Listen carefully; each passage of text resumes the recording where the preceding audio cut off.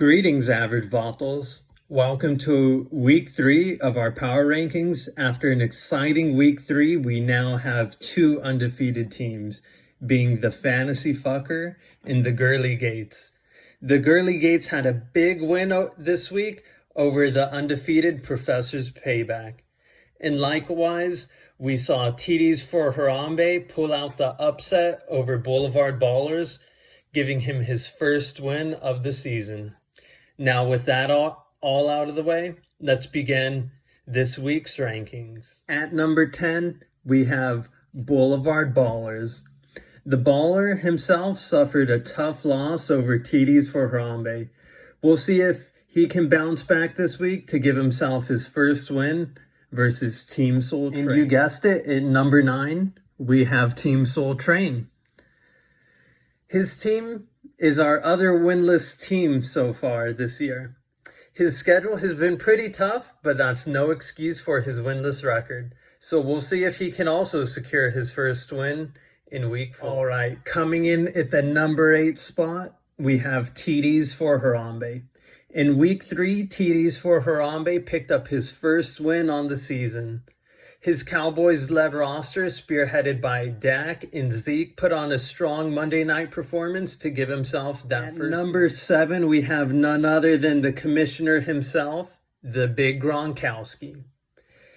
His team is looking, pretty strong still, but the results haven't come through.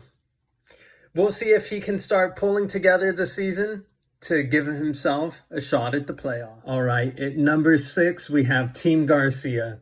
His team showed up really strong this week, leading the league in the most amount of points scored in week 3, and he also took down myself.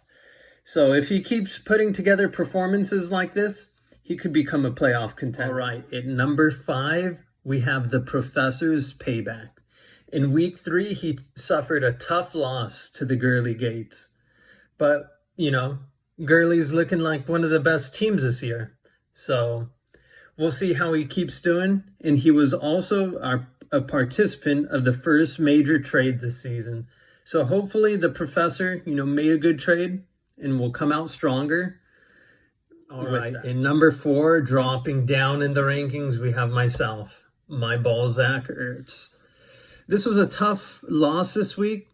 I put up the least amount of points and had some, pretty tough injuries that brought those results, with Dalvin Cook going down, Deontay Johnson being injured, A.J. Brown being injured.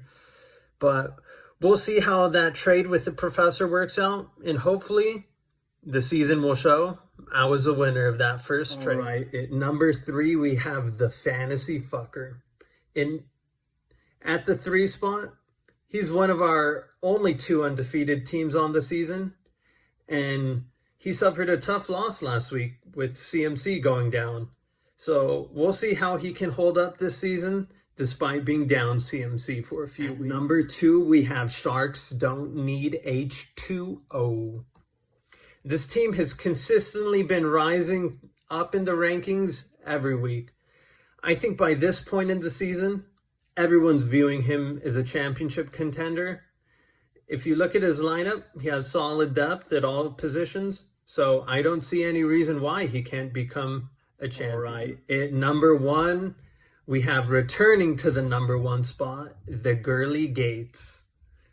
His team is one of 2 that remains undefeated so far this season, and like Sharks, really deep roster, no apparent weaknesses at any position.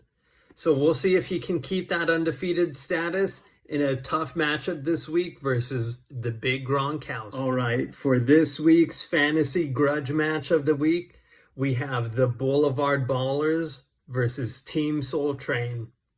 This matchup marks our last 2 winless teams facing off versus each other. The stakes may seem low, but there's a lot on the line.